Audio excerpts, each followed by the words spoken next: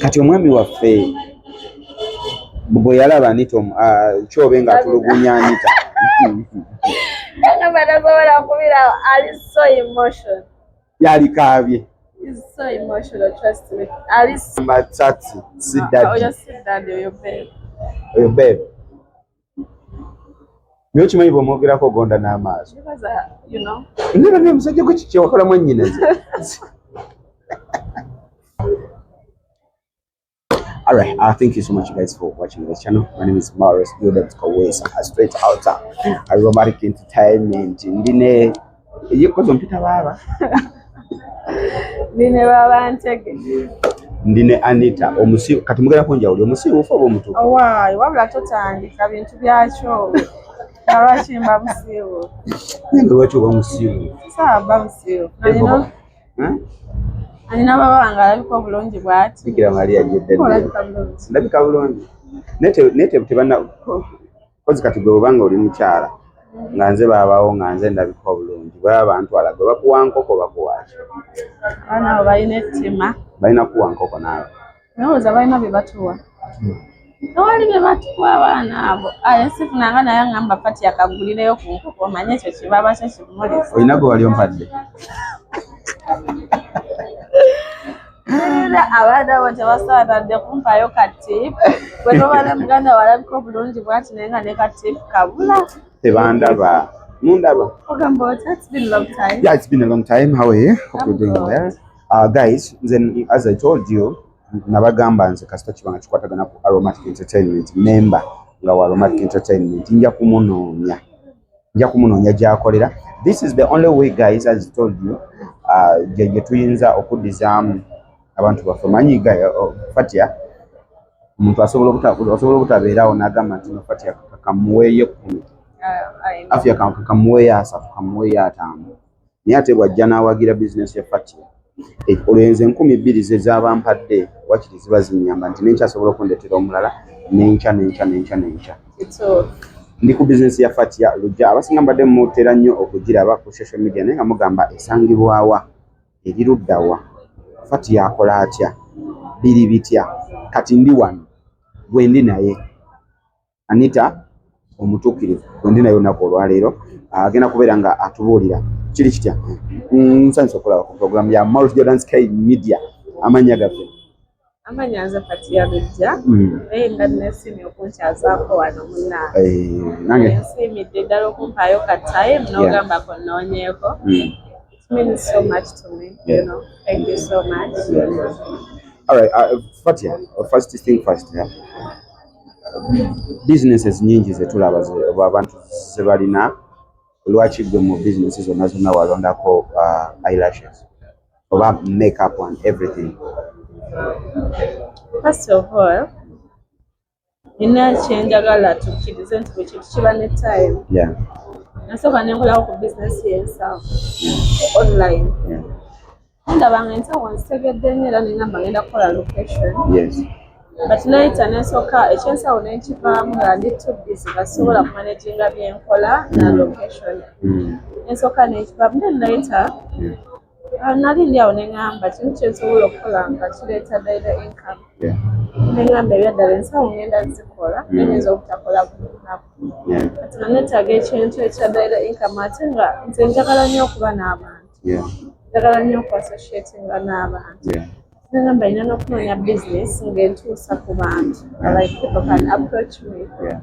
Kubanga I will love it customer okujja ne mwekolerako. Kubanga ekolako nga mpulira ndi so happy ddala nga faani wange. Because nange ngamba batuwagidde ebbanga bateekamu data to support us. Ebiki bye tusobola okubadizaawo. So I really feel so good. Buli lwe mbanga nkola ku muntu. Nakola ku customer like ddala nga faani wange. I really feel so good.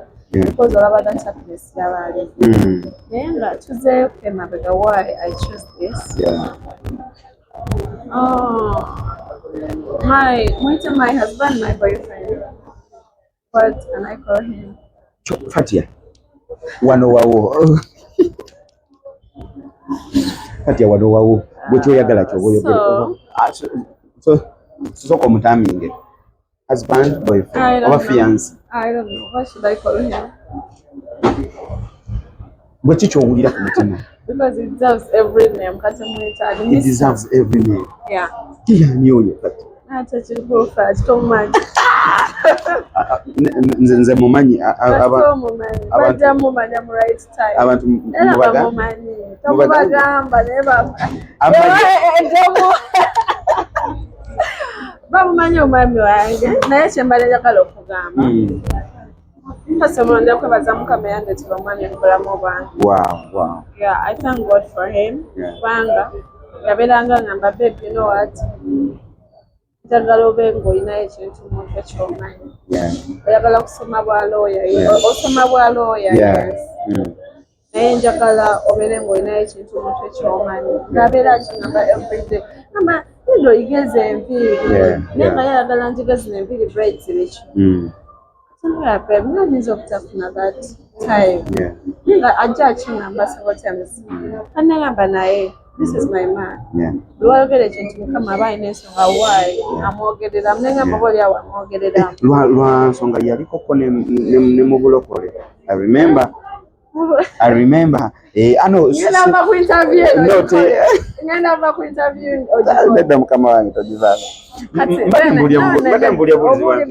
Omwami waffe nawulira ku njiri naye kale tukolera abantu naye nga tutunakolera abantu kasooke ntumire ku mwami waffe taata omwami waffe kota nkutumiddeko nnyo mukama waffe weebale nnyo weebalire ddala byokolera mwannyinaffe tusiima ekyamazima ng'era bw'agambye nti nno emabega wali naye kuba oli yakusisinkana yeebaza mukama katonda okuba nga yamukusisinkanye. Mbadde nkyabagamba tondese kumalayo? Ndakwemalirayo kubanga mu kimu ky'oyagala omugamba nze nnyina okimugamba. Kati munnange yabeeranga ngamba several times kati yaawe olina okubaako ky'okola kati you have to do this. Nengamba banange n'omusajja baba ngamba ekintu kimundondeme teri muntu anjagaliza kirungi kusinga ye n'abazadde bange. So I have to listen to him. Nempera ku macha nengamba okay naye nze sijjayiga braids ngenda kuyiga wig installation. Nenzija omukyala wamuyita Lady Jolie. Nengamba ngenda kuyigirawo wig installation. Ntandika oyiga. Okumanya mmwe nze kamba buulire waliwo ebintu nga bya mukama. Nali nakayiga wiga ennaku nga 3 mayindi yange neŋŋamba but nayosobola kukola elashes. Kati walungawo omuwala eyali akola lash nemuyita nemuwayo akasente kemuwale nemugamba njigiriza elashes. Nanjigiriza lashes yanjigiriza ennaku 2 ennaku lwokusatu nenkola ku customer. It was like a job. Ngenda okulaba nga nkoze customer ansasudde ekyetaagi neŋŋamba ebintu biriwo ebiti. Singamba okay ati obwongo ne buwakinga up. Kati mbadde mbagamba nefunayo omukyala wa eyelashes mugamba I want to learn basi nanchargingayo kasente nenjiga enayiga bwe nadda ewaka neneeba obwongo bangamba kimu genda okole location. Obwongo bangamba the next day genda okole location and here we are. Mukama abadde atwanukudde. My people are responding. Abantu bazze bannange bantu mwesimanyi basasula mwebale kunzikiririzaamu mwebale nnyo mwebalire ddala era abakansinkanako you can witness how I handle customers. Ate bwe mbeerawo mbeekolerako but I really appreciate so much my fellow aromatic members. Girls. You guys, you're so mad. Thank you for supporting me. Thank you so much. Gondi actually nekirala gondi ani kirabo yajja loli ku set ngali very smart kozeka eyelash wishi nempulira nga Jamila mubuuza obadde okakoledde fatia ndozo uli fatia bana we ban support atamanyi ani kirabo ye pal Maurice Jordan kawesa Doni tubakubete tuwaweza Maurice Jordan kawesa Doni tubakubete tuwaweza Nakela kuma changa nyingira site kukola kufuna yo zigula beba kabo manyiye kibuga kugera kwa subuhi tembe yanifanya kazi laba katonda kyeyagereka soto ya watamuga kwata basala ndaba malaika yakora ne ololya msinga nemaya omutima ne gunkuwa konze mutandise ja kabo manyiye kibuga kugeza kukulemula konga chatwela namusala ko chinigaze ratatatatata nzayeza radio naye kati sokoindeko nga tonnajja eno mugundi kubaawo wakubaanita omutuukirivu nakwata kubaanita omutuukirivu naye ndimukubye nga temuliko nammwe mwakikola. Anita, firimu ki gye watandikirako okuzannya kyagijjuku Ebisebo olina bwe nkuyita Anita Fatia natandikirako ebisebo watandikirako ebisebuka kebisebuka wazanya ngani Fatia last year. no like nga oli boyfriend wa girlfriend I wa wasn't a girlfriend I just nali awo nga nkola Lugamba ngera ebintu byo ku campus ngege nayitamu obuyisi. I didn't have that big role. ngera ku campus wali okola Lugambo campus gye wasomye nze nkyasoma gy'osomerera ndeka nze wabula eh dadi anakulira Lugamba Olugamba dadi ki taata wange taata dadi wange mulimira slight nkutumiddeko nnyo mbadde manyi ogamba tsatsi si dadi oyo si dadi oyo bebe oyo bebe niyo kimanyi bw'omwogerako ogonda n'amaaso because you know ndera ne musajja gwe kiki wakolamu nnyinaze mwami gumanyira dadi ebintu ebimu mugaana okukkiriza naye waliwo Mukama omuntu gwakuleetera nga bw'onoogaana okukkiriza onooba mubi bati nakkiriza nti weewo Omukama kyonna kyaleeta weewo Fatia groups ezizannya films nyingi mu Uganda. Why did you choose Aromatic Entertainment and how was it easy for you to join them? Why did I choose Aromatic? Yeah. Aromatic najagala mankyali muto. I was in Form 2. Yeah. Netandika okugoberera. Yeah. Ezannya lya Aromatic. Ngamba I will join Aromatic. And the good thing when I decide me joining the industry, era abantu benali mpangaliramu nabagamba njagala kujoininga Aromatic era nenjoininga Aromatic. Yeah. Sirina na kibiina kye natunulako wadde close up. So obwongo bwange bwalinga ku Aromatic from day one. Mukama n'asobozesa nenjoininga. Olwo wabalabira ku firimu ki eyasembayo then golyoka joiningemu mu Kensal. So bw'olaba nawo and then you picked an interest. Of course nali nagirina dda. Nali nadayagala dda Aromatic. Yeah. So kati yes wayagala dda Aromatic naye wayina interest in acting wazannyako mu ssomero oba just picked an interest of acting no ganza. What I can say nali very active student. Yeah. During my high school. Yeah. Nali bowler. Wali bowler. Yeah, I learned actually from Form 2 up to Form 4. Nasomera ku basale y'ababola as a captain. Always committed a high school.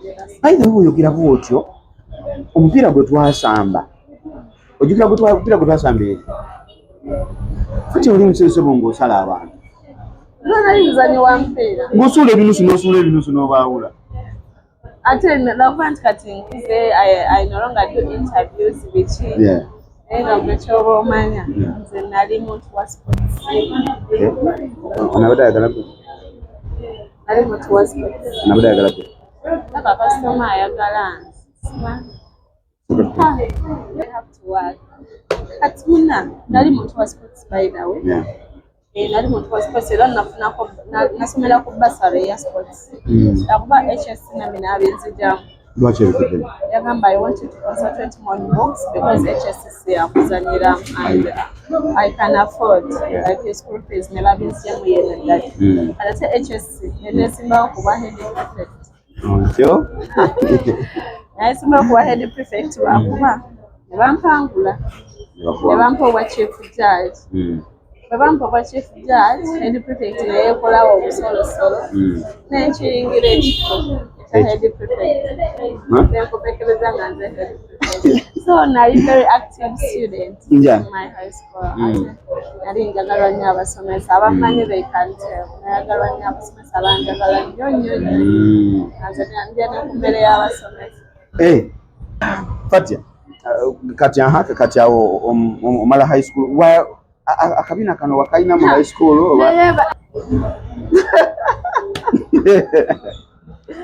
Fatia, today eriko ku business kakati omuntu bantu kika kibakolako oluti nina mikolo nina bantu kika kibakolako sosola ku bantu benkolako kola ku buli muntu yenna era nina offer ku business yange tulina abaana abagenda mu field ne bakola so in case oli ku dduuka lyo olina gy'oli nakyagala kujja ku dduuka abaana basobola okujja ne bakola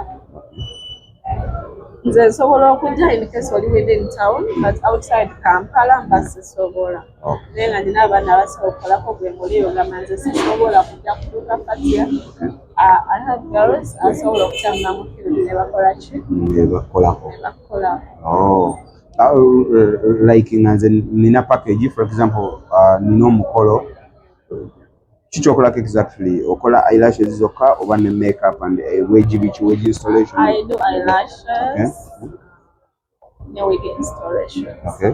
Naye edduuka lya wig installation sinakuba kubeera nga ndifotsinga impress. Okay. But when I'm ready, of course I will let you know. But mainly Charlie eyelashes and wig installations. Eyelashes and wig installations. So actually nabagala obusige obubeerayo 3 to 4 weeks nabwo tubukola obuli temporary utali permanent. Okay. Olina like katugeze omuntu yali kwagadde any social media platform kwayinza okuyitira nakufuna? Yeah, of course. Teeka ku TikTok yange ya Fatia Luja official. Teeka ku namba yaffe ya business. Osobola okutumirako na ku WhatsApp ne kuŋŋamu calls tukufuna.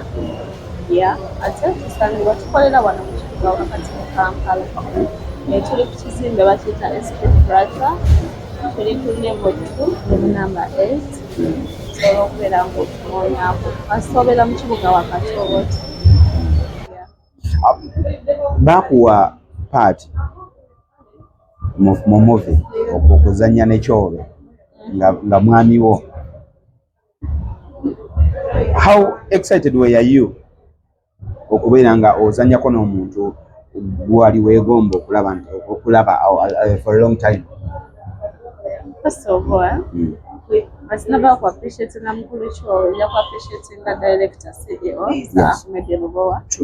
Wera nga nzikirizamu namba opportunity kubanga abasoji wa buli muntu twayagala naye bw'aba asobola okusportinga mbali naga Fatia do that part samutwala for granted era nemwebaza n'akakisa keyampa to join Aromatic kama waffe tulina kyakusaswa ne Allah kutuwangaliza nga tweyanziza byonna Allah tusabakuwa obulamu kubanga kyetusobola okusabira tetunafuna busobozi bw'okuba kyetwagala nga njagala omanye mu mutima tuli basanyufu kubanga naye watukkiririzaamu ffe bandi tetulina kyetulina bw'oba osobola okutukkiririzaamu ate n'otukola kyetuli bwe tutasiima tubababi kati bwemala okuappreciatinga director of course I was excited zanya ne Conrad Bachobe kubanga ye omuntu is my friend, is my good friend so nali musanyufu okimanya omuntu gwe bampadde tugenda kutegeregana kuseka because we are friends ate genda olaba bakumpadde nga my brother olaba ate bampadde my dad Mr. Mulimira nga kojja so I felt so good kubanga nali mu bantu bange. Wow, nice. Tukyali ku Moros Jordan's Media omukyala gwendi naye bamuyita Fatia Luja gwendi kubeera nga njogerako naye ate nga teweerabira show eno ewagudde bannaffe aba Moros Fashions balina engatto batunda engatto okuva kagato k'omwana Werima Moros Fashions bali ku 0763 855 400 ate ngera tubagiddwa bannaffe aba Mama Interior. Mama Interior era nabo batuteekamu ssente. Mama Interior naye sponsor waffe. Mugende mwagire Mama. Mwagire Mama. Bulungi mbabulungi. Ali ku Arua Park wali. Atunda bed covers ennungi. Akalango ka mami wo kakuba. Mama Interior alina bed covers ennungi, alina amasuuka, alina pillows, alina neti. Bw'oli eyo olina ennyumba yo oyagala gifurnishing, talk to her. Oyagala kufuna curtains ennungi mu nnyumba, yogerako naye. Ate she is so good, alina customer care. Ate ajja kukolerako ku bbeeyi entono ddala. Kati sonoonya ku Mama Interior. Kwali ku TikTok osooteekamu Nakaweya Agnes, naye content yamuteekayo obeere ng'omufollowinga kubanga naye era tuzannya naye. Ate Mama Interior kye yayongeddemu bino ebya furniture. Nti osobola okuba n'ennyumba yo ng'ogimaliriza okizimbe n'agiwa furniture ino okuviira ddala ku kitanda. Ate yakola biri unique by the way. Era munoonya okuwaka Mama Interior ebintu ebiri so unique. Era I can't wait okubanga amfanishingira ennyumba yange. True that. Ate ngera tuwagiddwa bannaffe aba Matendo Restaurant. Aba Matendo Restaurant bali wali ku Salama Road ku Kiyumba stage. Balina breakfast, balina ekyemisana, bakola delivery. Bw'oli wonna akamere kakutuuka. Salama Road, where are you? Oli munyonyo, you feel like you want something actually so sweet, look for Matendo Restaurant. Ninga toyagala kutambula, just look for Matendo Restaurant. Bagenda kwanga bakuwa akamere. Ate ngera tuwagiddwa ba sponsors abasembayo ate nga be babedo basembyayo kano abakakodyo bannaffe aba Aromatic Entertainment. Abo bazanyi babina Uganda babizannya be bakabejja okuzannya ebina Uganda. Ate bakuletedde omuzannyo gwa kijja kuggwa. Banange you guys temwetaaga kusibwa kijja kuggwa. It's good. It's so good. Ate namulabako genda ku channel manyiddwa nga Trust Films ewali pressure wewali n'ekijja kuggwa. Pressure muwulira? Naye gwe pressure ne director munno naye gweze oli omusajja bwe n'ekiteefu. Pressure obeera boti. No, watch it. Indeed, it's pressure. Ekinyumira ku Aromatic Entertainment bazannya movie n'ogamba leero eno yeesinze. Era ne baleetenda. Ne bazzaako endala n'ogamba eno yeesinga. Bagita Aromatic Entertainment. Pati bwe tuddayo ku movie wali wazannyako ebisebuka. Bw'amalako ebisebuka nozannya movie kyendala awo. Zanye cheka. Zanya movie kyendala awo. Waliwo Promise, Batenda. Zanya Promise. Zanya Batenda. Zanya Climax season 3. Nemo Promise. Lwaki wali mubbi? And was right. Abawala kale kati character ya Anita omutukirivu. Oba Anita omutukirivu. Ne Fatia Lujja bawukana bati balina kye bawukana bebamu era bagondera abasajja bwe bati kale mulimu nedda Anita omutuufu embeera nga bwe zaali that is me, that is the real me. Actually you can witness that.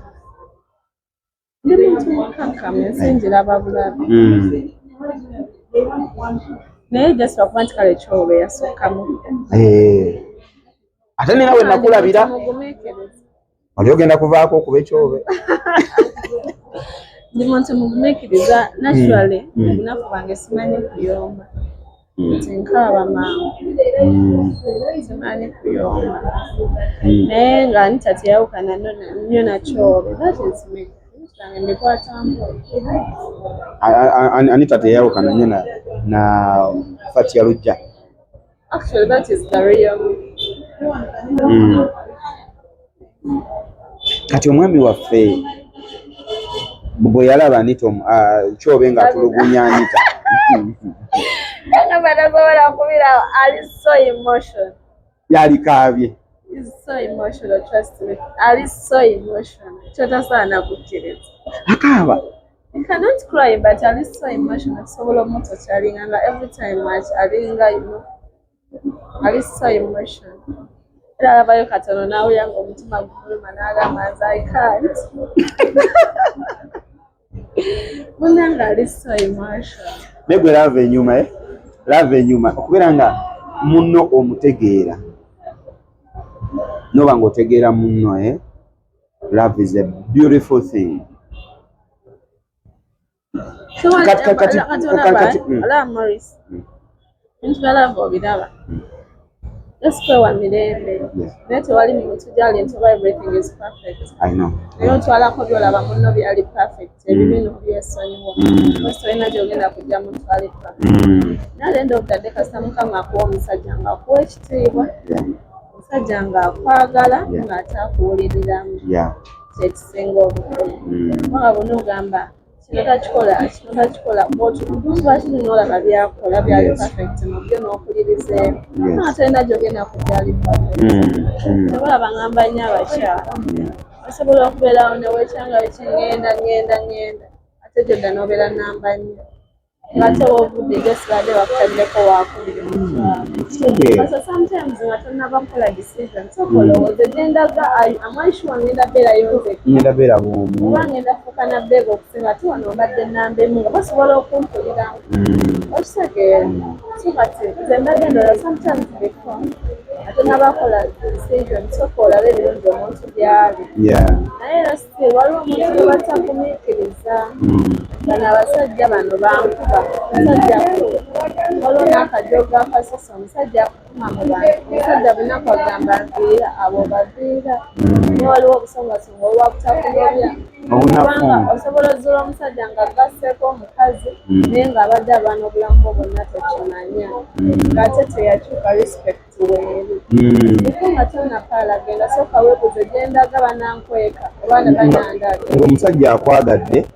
yes alina oli mukazi omulala nga bw'ogambye naye ng'afubye omukweka ng'abikweka kyafuba lwensonga lwakyafuba omukweka akwagala atakwagala tasobola amukulaga n'agamba kati kyetwerabidde kikali kizibu mu nsi muno okufumba wekka togenda kufumba wekka naye nga before tonnabakwekalakaasa waliwo ensonga eziba zitakulekesaawo baanabo olina okusooka ne weebuuza omusajja ono kala ayenze naye byaddala njagala kubanga kankugulire Morris zisanga amatene n'abamukyala yesibe ku musajja mukitegeera naye waliwo ensonga ng'olabira ddala zibale tezeetagisa muntu kugenda nga you can understand as a lady kubanga ebyo ddala abasajja baffe benda abamu era nzisaako amakya neŋŋamba nti abasajja baffe tebakola abamu tebenda naye ekibuuzo kiri nti ayenza atya okwenda kwanjawulo waliwo omusajja ayenda nga just awunzeemu akawala kamwesibiddeko ebbanga agamba nayebaka naye naye waliwo omusajja ayenda nga kamanyiiro ng'agenda kwenda kumirwa naye mba ensi yonna emanya nti yayenza oyo mubi okitegeera sometimes nga tonnabakola decision sooka opime ebintu omusajja ono anjagala omusajja ono bwe nali obubi yambeerera omusajja ono asobola oyimirira nannwanira asobola olabirira abaana bange kandi wisakaayo olaba ebintu ebimu ng'ebyo nga biri okay ebintu ebimu byesonyiwa. Okay. Wow. Manyi sometimes wetuba nga tulina abantu nga tunatula kwogera nako naye oyinza obutamanya kisobola muvaamu bw'aba atandise kwogera n'omuntu nga gwe naye such words bwe ziba nga zisobola okuva mu Fatia. Ekyamazima yes I know she's intelligent ayogera naye simuwulirangako nga akkakkanye ng'ayogedde such words kakati wabanga asobodde okukkakanya n'ayogera such words ebyaddala. My husband can't tell naye I'm that kind of a girl. I live very down to earth. Mama afumbye kati I'm going to make omwana wange yangamba njogera emyaka ki emyaka gyenyina mama wange emyaka gyamaze bonooza bye bayiseemu si bingi emyaka gy'olina bw'otunulamu emabega naye kagundi kankale tukole kino nakyo mbadde nkugamba bw'otunulamu abakazi bedda bafumba omanyi n'okufumbira ddala ne bafumbira ddala nze nina okukkiriza okwo ngenda kufumba Morris. Amina kitwala mu linnya lya Yesu I sikugezaako want to look like my mother because she's my mentor. Ate Fati Afumbye wa y'ofumbye. taata wange. Njafumba. Fati y'ofumbye mu mbeera ey'abaana bawana ab'e Kampala abaana bawana ab'e Kampala abeetega olina yeetega naye omwami w'omugumu kati yenze tuli bagumu tuli basajja bagumu ne bwe weetega otya Mikolo. Mwange tanajja waka ntandika nkyogamba how I met him. omwami ngetanajja waka bamuta Morris Jordan Kawesa straight out Aromatic Entertainment Fati yalujja Kyokola bakati ngamba na mwami kubanga neelinda kujja ngambe mwami gundi. So mwami wange tanajja waka. Mama nga mpulira okwo nga njogera mwami gundi nga tajjanga waka. Kale Morris Jordan Kawesa straight out Aromatic Entertainment Fati yalujja tunula mu kamera watubulire tuli social media platforms wazitubulire nkozesa Fati Yalujja official waliwo ne Fati Lashes osobola ogenda n'obeera ng'onoonyaako naye njagala kubeera nga mbagamba wano wennyini tulinawo studio y'ebifaananyi kati gwe wenna ng'oli eyo ng'onoonya studio mwakubira bifaananyi tulina studio ennungi tulina studio ennungi ku $25,000 mujje mubeere nga mufuna ebifaananyi ebirungi ka location kaffe kalabika bulungi togenda kwejjusa ate nga tusangibwa wano mu kibuga wakati because sometimes locations zibeera outside Kampala but ffe location yaffe eri wano mu kibuga so mujje tulina package mukube ebifaananyi bya birthday osobola n'ogamba munaye nze nyina Gomesi n'omwami wange nammwe tusobola kwenda ka package ne twakubira wano ebifaananyi olina baby shower still we can sort you here alright Fati Yalujja bwetyo twadde naye olunaku olwaleero mpozi Fati Yalujja abantu abo mbadde ngenda kugamba akasembayo ng'olina akatalekeka akasembayo njagala kusoma eno ennamba eri 0704 736 gikubeko ng'oli photograph oli eyo ng'onoonya location wakubira bifaananyi tugenda kusorting then ku eyelashes genda ku Fati Yalujja official ku TikTok yange onsindikire message kulika enamba gyennanga oba osobola okuba ku namba eri 0752 56 29 44 obeere nga munnange ojja tukoleko lashes ng'olabika bulungi but I'm looking good. Mr. webale kundabirira. Kale guys, have a blessed night. Fati Yalujja olunaku olwaleero What about Steve the Kasumide ku mwami wange? Mwana mutumire sasa soko tumire omwami ojja kungamba sebo ne Fati erina eyo ngeri gy'ogonda ng'oyogera ku mwami wo bannange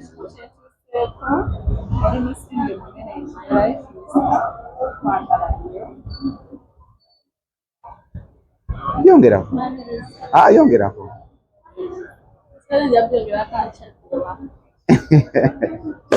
kale omwami waffe omwami wa Fati Yalujja Morris Jordan Kawesa straight out Aromatic Entertainment omwami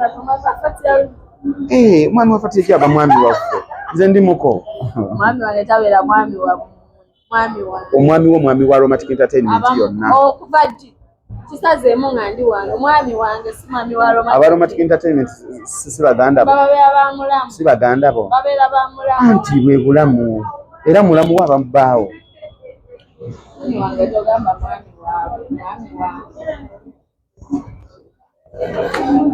Fati yakutya omwami agobye n'eŋŋanda kale guys, have a blessed night. Fati Yalujja until we meet again, have a blessed night. Bye bye.